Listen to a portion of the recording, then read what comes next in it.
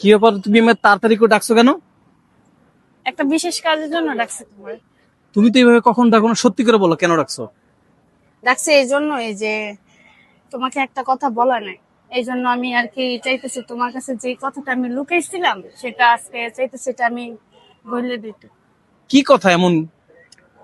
আচ্ছা, কথাটা হয়েছে কি, তুমি এখানে দাঁড়াও।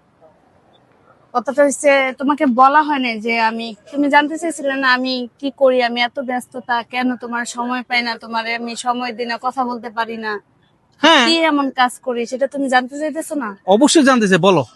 তাহলে শোনো, আজকে আমি, আজকে কি ভাই, আজকে শুক্রবার, আজকে আমি এক জায়গায় ইন্টারভিউ দিতে গেছিলাম। এর আগে অনেকবার ইন্টারভিউ দিতে মানে?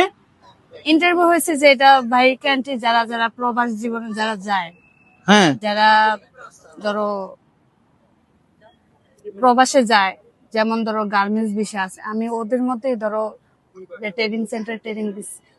এখন ধরো তোমার ইন্টারভিউটা প্রত্যেক সপ্তাহে নেই, তাই আমি প্রত্যেক শুক্রবারেই আমি যাই, কিন্তু ওখানে যাওয়ার পর আমি ধরো ফিরে আসতে হয় আমার বার। দাঁড়াও দাঁড়াও, তুমি তার মানে বিদেশ যাবে আবার?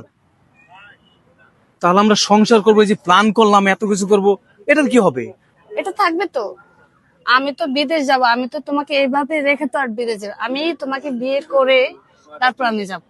আমার এখন যেটার জন্য চিন্তা ছিল এখন সেটা মুক্ত, যার কারণে আজকে আমি এটা তোমার সবকিছু ক্লিয়ার করে দেব যে আমি বাইরে যাব, আমার সবকিছু ওকে। এখন শুধু তোমাকে এটা আমি জানাবো। আচ্ছা, আমি তো তোমার কাছে টাকা চেয়ে নাই, তুমি কেন যাচ্ছ বাইরে? আমি কি একবারও তোমার বলছি তুমি আমার কাছে টাকা চাইছো? তা কেন যাচ্ছ? আমি চাচ্ছি আমাদের জন্য। কেন, আমি যে মাসে 30,000 স্যালারি, এটা কি তোমার হয় না? মাসে তুমি 30,000 টাকা চালাও, তারপরও আমার হয় না, সেটা কোনো বড় কথা না। বড় কথা হচ্ছে মাস শেষে দিন শেষে কিছু থাকে না। এখন তুমি যদি বলো যে আমাকে তোমার প্রয়োজন নেই, তোমার টাকাই বেশি, তাহলে তুমি আমাকে ভুল বুঝতেছো। আমি যাচ্ছি আমাদের।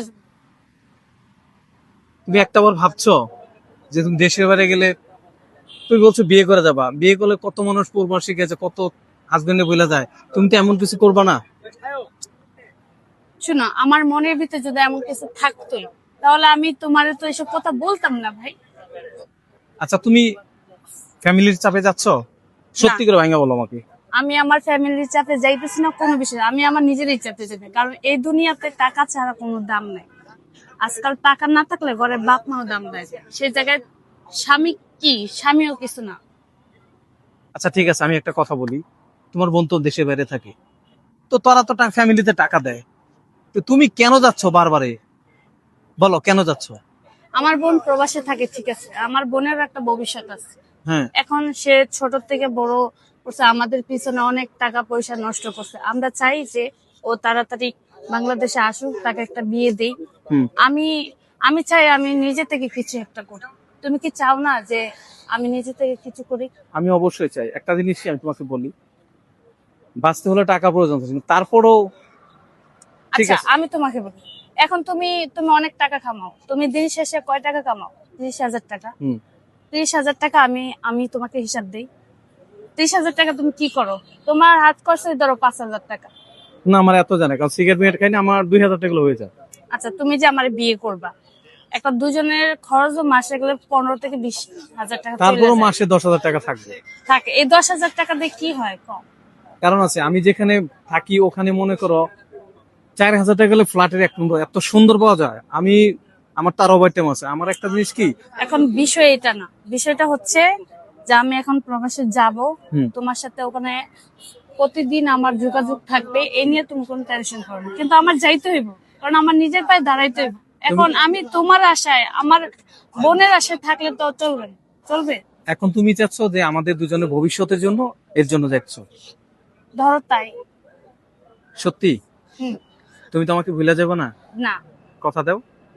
আমি কথা তোমাকে দিলাম, কিন্তু আমার প্রতি একটা বিশ্বাস রাখো প্লিজ। কিন্তু আমি যেটা করতেছি, আমার এসব কোনো কিছুতে তুমি বাধা দিও না প্লিজ, তোমার কাছে আমি হাত জোড় করতেছি। আমি চাই যে আমি নিজে থেকে কিছু একটা করি। আচ্ছা ঠিক আছে, তুমি যেহেতু কথা দিছো, তোমার প্রতি আমার বিশ্বাস হলো, ওকে। হুম, তা তো বুঝলাম। আচ্ছা আচ্ছা। আচ্ছা, এখন বলো কি অবস্থা তোমার? হাসি মন নিয়ে আইছিলাম, কিন্তু তুমি যেটা শোনাইলা এখন তো কিছু করার নাই, মানে নিতে হবে। দুজনের সুখের জন্য, আর তোমার সুখ আর আমার সুখ। আব্দা, তুমি তো প্রথম আমার অবিশ্বাস করছিলে না, আইসেই ঝগড়া করা শুরু করছে। কারণ আমি তো তখন বুঝি নাই যে তুমি আমাদের জন্য যাচ্ছ। আচ্ছা ঠিক আছে নাই,